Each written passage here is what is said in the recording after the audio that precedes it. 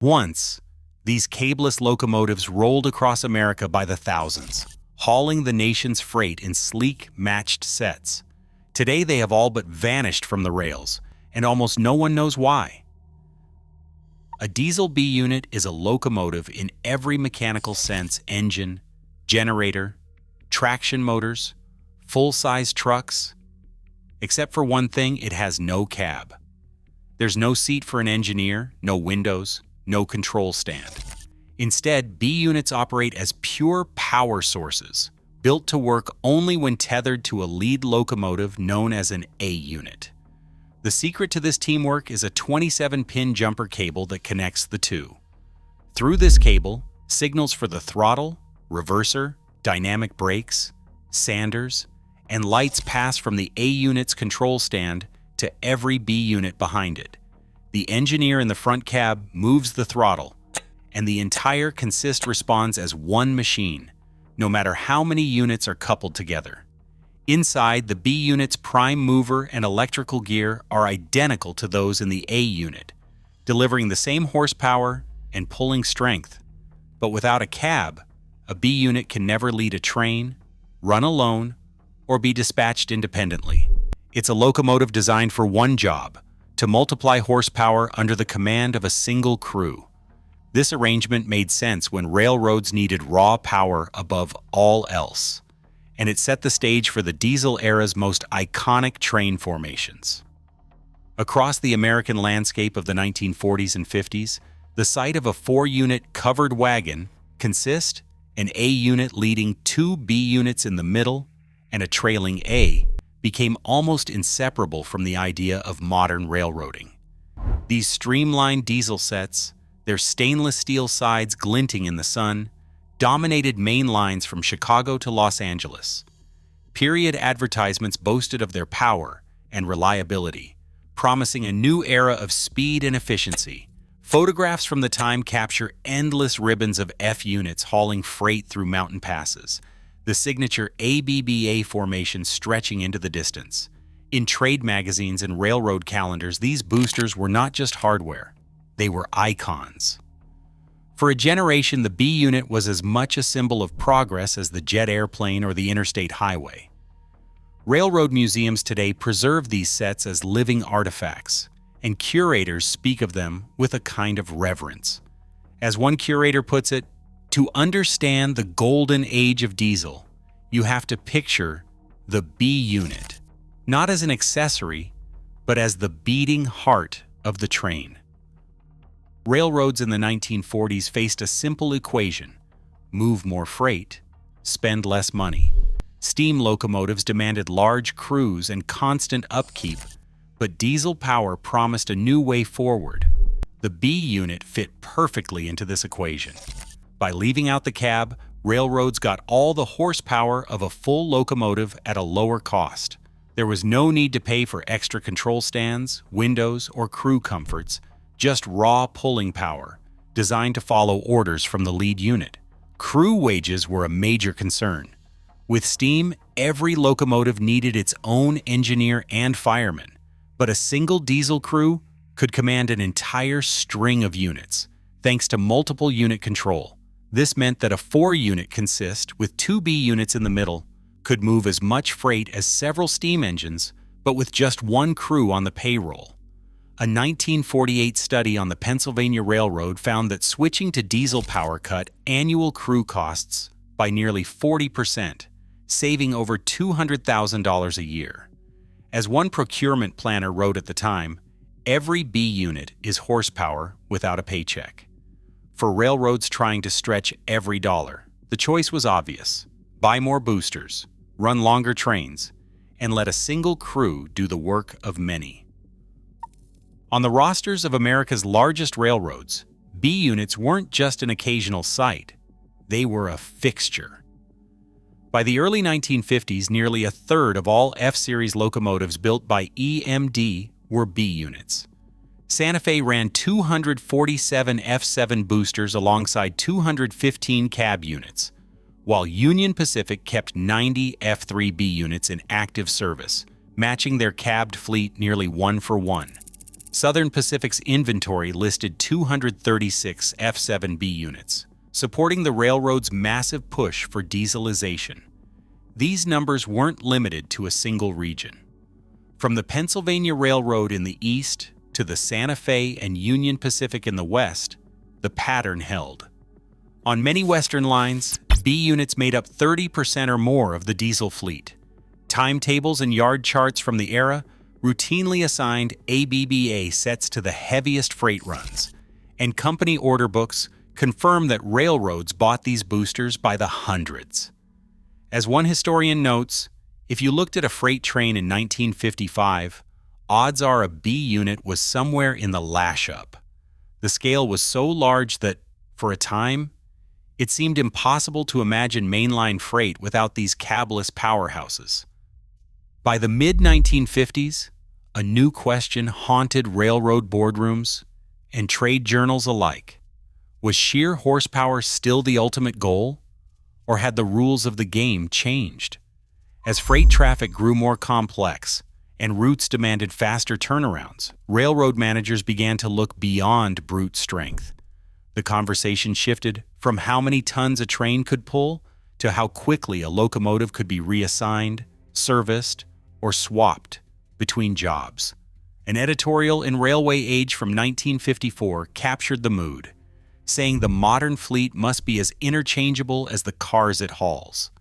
The old logic, pairing cableless boosters to cab units for maximum power, began to feel rigid, even old-fashioned. Dispatchers found themselves frustrated when a B unit, no matter how powerful, sat idle because it could not be sent out alone. Shop crews grumbled about the extra steps needed to move or maintain a booster that always needed a partner. In company memos and industry roundtables, the word flexibility became a mantra. The idea of a locomotive that could only serve one role started to look less like an asset and more like a liability. Railroad philosophy was pivoting from specialized horsepower to total adaptability. February 1949 brought a new contender to the rails, the EMDG-P7. This locomotive looked nothing like the streamlined covered wagons that had dominated the decade before. Instead of a full-width car body, the GP7 wore a narrow hood with walkways along both sides, and most importantly, a cab at one end of every unit. Each GP7 could operate alone, lead a train, or be paired with others in any combination. The days of needing a dedicated booster to add horsepower were suddenly numbered. The GP7's design offered a breakthrough in day-to-day railroad work. Mechanics could step directly onto the side walkway and reach the engine by opening a single panel, cutting hours from routine inspections and repairs. Engineers gained a clear forward view for switching and local runs, a huge leap from the limited sightlines of cab units. Every GP7 delivered 1,500 horsepower, matching the output of the F7, but with the added benefit of full operational independence. By the end of its production run, more than 2,600 GP7s had been built. Trade magazines at the time called it the Swiss Army knife of the diesel fleet. The arrival of the GP7 didn't just offer another option. It rewrote the rules, making versatility the new measure of value on America's railroads. A B unit sitting alone on a yard track was a problem waiting to happen. Without a cab or controls, it couldn't move under its own power or lead even the shortest train. Yardmasters faced a daily puzzle. Any time a B unit needed to be switched, repositioned, or readied for its next assignment, a cab-equipped A unit had to be found first. The yard manual from the 1950s spelled it out. Every movement of a B unit required a hostler to couple an A unit, fire up both locomotives, and shepherd the pair wherever the booster needed to go. This wasn't just paperwork. Each extra step added minutes to every job, and those minutes piled up across hundreds of moves a week. a former Southern Railway yardmaster, recalled, "If a B unit got left on the wrong track, we'd have to bring out an A unit just to nudge it 50 feet. Sometimes you'd burn half an hour moving power that ought to take 5 minutes." Labor studies from the era back this up, recording a 5 to 7% increase in yard labor time for every B unit handled. In the busy hours before a freight's departure, that delay could ripple through the whole operation. On a small branch line, the inflexibility became even sharper. If only a B unit was available for a local move, the railroad had to dispatch a cab unit from another yard just to fetch it, turning a simple switch into a drawn-out affair. For crews and dispatchers, the B unit's lack of independence was more than a technical quirk. It was a daily headache, and one the new hood unit simply didn't have. Visibility was the next stumbling block for the B unit. With no cab, there were no windows, no way for an engineer to see what was happening behind or around the locomotive. In mainline service, this meant signals and hand signs from ground crews could be missed, especially during reverse moves or when switching tracks. One retired shop foreman put it bluntly: if you needed to see what was going on, you were out of luck. You hoped the guy up front had a clear line of sight because you did not. The challenge did not end on the rails. In the shop, the streamlined car body design of both A and B units turned every maintenance job into a project. Mechanics could not just open a side door and get to work. Accessing the engine or generator often meant removing large body panels or even lifting the entire shell with overhead cranes. A routine inspection could stretch into hours, compared to the quick walk-up access of a hood unit like the GP7. Shop logs from the mid-1950s record repeated delays for basic repairs, with B units sometimes sidelined for days while waiting for the right tools or enough hands to remove the car body. By contrast, the new hood units allowed a mechanic to step onto the walkway, swing open a panel, and reach almost any component in minutes. This hands-on practicality mattered. Every hour a locomotive sat in the shop was an hour. It was not earning money.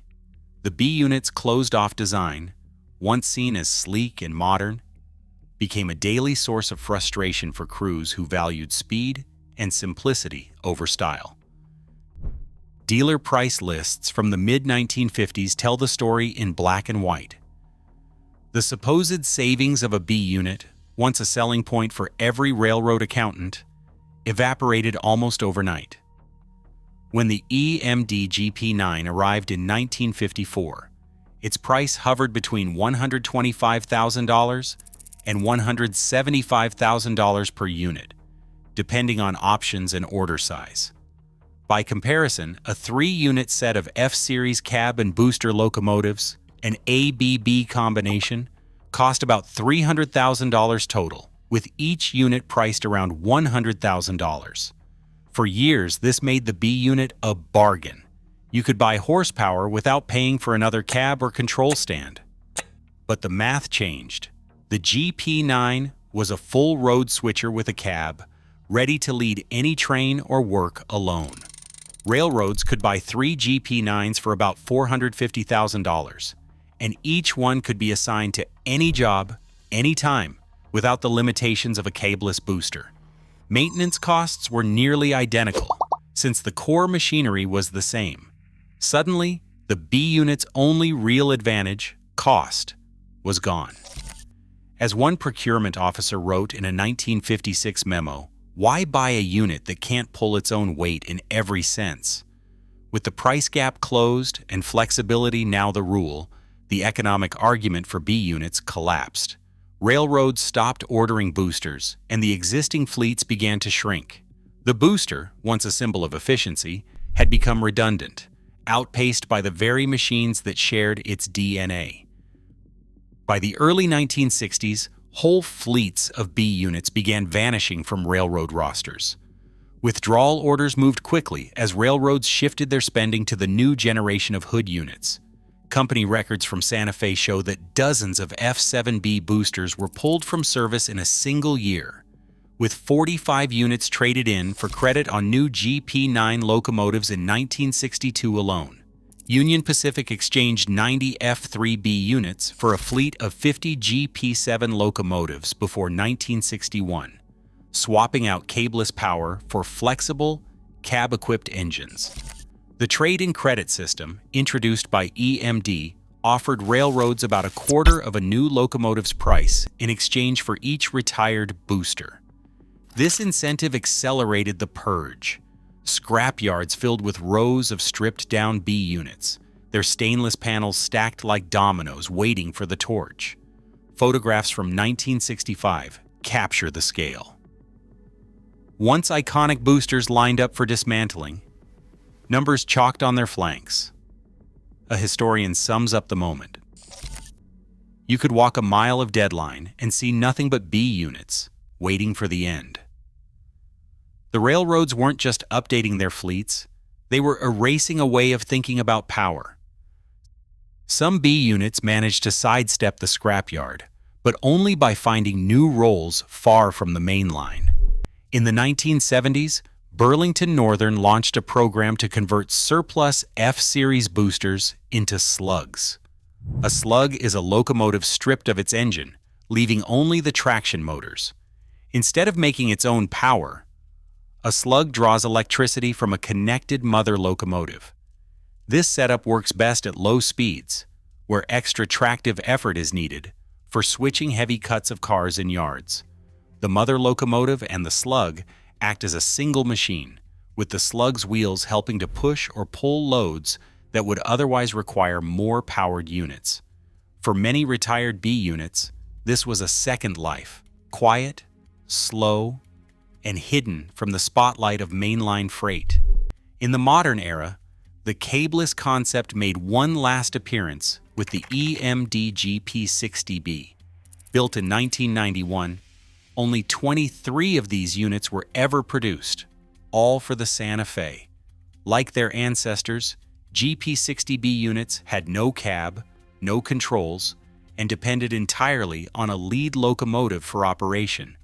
Their limited numbers and short service life made it clear the age of the booster was over. Railroads had moved on, and the B unit's only survival was in niche roles, never as a return to the mainline power it once supplied. Federal rules today draw a hard line. Any locomotive leading a train must provide a safe, visible workspace for its crew. The codebook is precise. Lead units must have a cab, a control stand, a headlight of at least 200,000 candela, and a functioning sanitation compartment. Cabless boosters by design meet none of these requirements. Even if a railroad wanted to revive the B unit, it would run straight into a wall of compliance issues. Labor agreements are just as strict. Modern contracts, shaped by decades of union bargaining, demand that engineers and conductors work from a cab-equipped locomotive. The All Aboard Act and National Labor Pacts both require a two-person crew in the cab, not tucked away in another unit or left without shelter. As one crew rule analyst puts it, a B unit couldn't lead a train, not just because of tradition, but because the law says there must be a cab and a crew up front, no exceptions. These requirements lock out any return of the cableless booster. The rules aren't loopholes to be worked around. They are the new foundation of railroad safety and labor practice. Today, every locomotive leads or follows on its own terms. Versatility is the rule, not the exception. The fate of the B unit is a reminder. Even the most ingenious solutions vanish when the world stops needing their kind of power. In an era obsessed with adaptability, the lesson is clear. Survival favors those who can change. What other innovations are we outgrowing without even noticing?